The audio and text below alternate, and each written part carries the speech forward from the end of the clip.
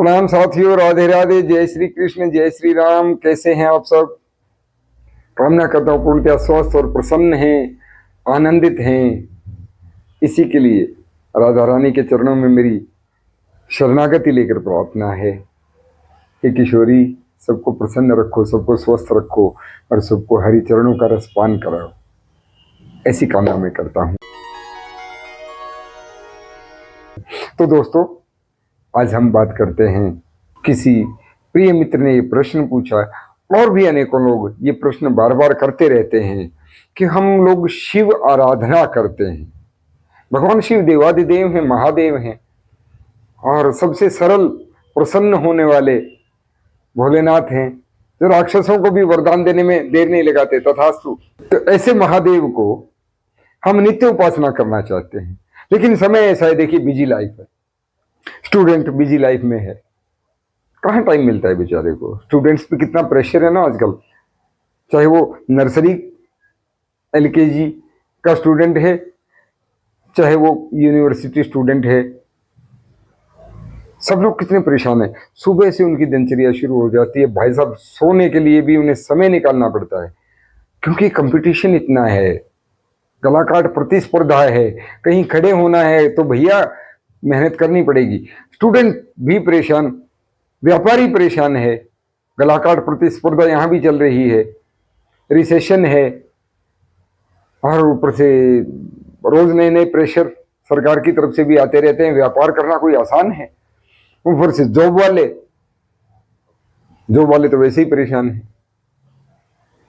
तो मैं बार बार कहता हूं, ऐसे सब लोगों को महादेव की शरण में रहना चाहिए, देवादिदेव महादेव की शरण में रहना चाहिए। वो कहते हैं कि हम शिव आराधना करना चाहते हैं, नित्य करना चाहते हैं, और कुछ नहीं तो भगवान को जलाभिषेक तो हम नित्य करना चाहते हैं, लेकिन अब इतना समय नहीं मिलता।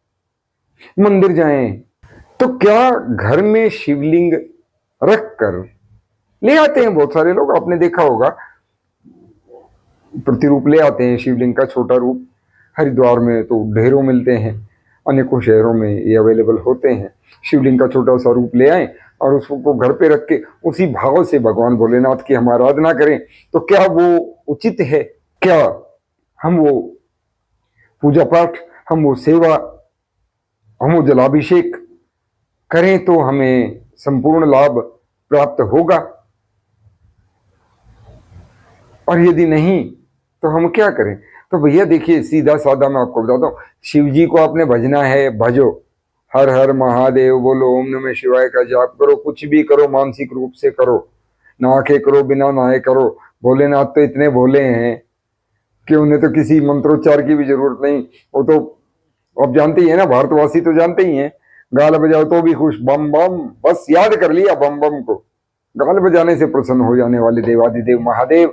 लेकिन इस लिंगम श्री शिवलिंग की स्थापना यदि आप करना चाहते हैं, जलाभिषेक करना चाहते हैं, तो उसके लिए नियम बताया गया है। शिवलिंग गृहस्थ स्थान पे, जहां के आप रहते हैं, वहां स्थापित नहीं किए जा सकते। वो मंदिर में होते हैं, देवालय में होते हैं, चाहे मंदिर किसी भी देव का हो, शिवलिंगम वहां स्थापित होते हैं। ये मसान के देवता हैं। प्राण प्रतिष्ठित शिवलिंग पे ही जलाभिषेक, दुग्धाभिषेक या अन्य अभिषेक आप करना चाहें, पूजा पाठ करना चाहें, तो वो प्राण प्रतिष्ठित शिवलिंग पे करने की महत्ता बताई गई है। तो अब वो सबके लिए संभव नहीं है भैया इस समय, आज के युग में। तो हम क्या करें? देखिए, जिन्होंने नकली शिवलिंग लेकर, पत्थर का शिवलिंग लेकर हरिद्वार गए थे, तो वहां से एक शिवलिंग हम ले आए, नित्य पूजा पाठ करते हैं। आपकी जो मानसिक पूजा पाठ है वो निश्चित महादेव को पहुंच रही है, लेकिन उस प्रतिरूप को जलाभिषेक करने का आपको कोई फल नहीं मिल रहा है। क्लियर है? नहीं मिलेगा। तो क्या करें कि हमें उसका फल भी मिले? भैया इतना आसान उपाय है। आप नर्मदा नदी कहां से कहां तक बहती है? नर्मदा अमरकंटक से निकलती हैं और एकमात्र नदी हैं जो नीचे से ऊपर की तरफ बहती हैं, उल्टी बहती हैं। इनको महादेव का वरदान प्राप्त है।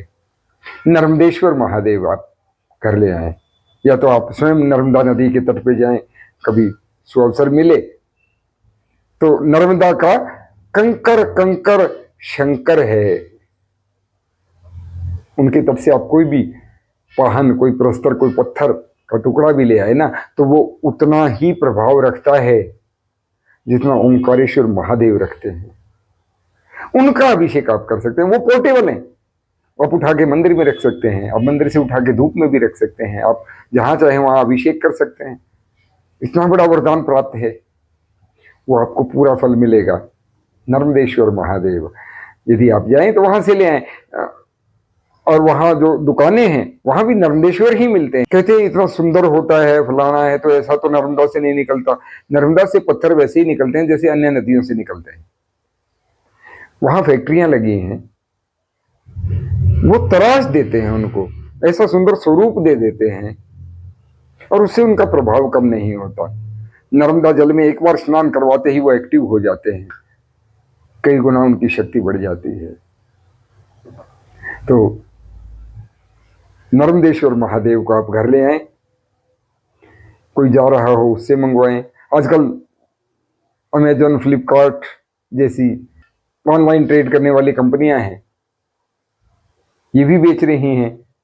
वो विश्वास की बात है कि आप कितना विश्वास कर पाते हैं। स्वयं ले आए, उससे तो उत्तम कुछ भी नहीं।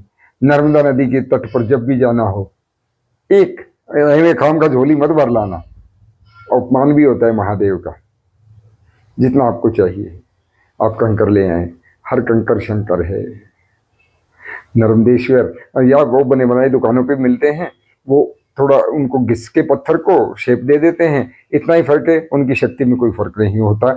नर्मदा जल से घर लाके एक बार स्नान करवा दें, उनकी शक्तियां एक्टिवेट हो जाती हैं। उनकी पूजा जैसे मर्जी आप करें, सुबह उनको धूप में बिठाएं, रात को शयन करवाएं, बाल गोपाल, लड्डू गोपाल जी की तरह उनकी सेवा कर लें। जिस भी रूप में आप करेंगे महादेव आपसे प्रसन्न है।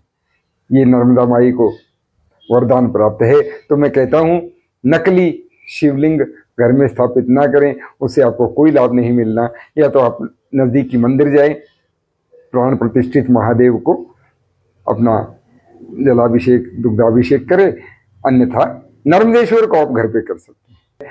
नर्मदे हर हर हर नर्मदे, नर्मदा मैया को बहुत बड़ा वरदान प्राप्त है। इतनी पाप नाशिनी मां नर्मदा है कि एक दिन साल में, कहते हैं गंगा जी भी जो दुनिया के पाप धोती हैं, वो जब पाप के बोझ से बोझिल हो जाती हैं तो वो भी एक बार नर्मदा में स्नान करके आती।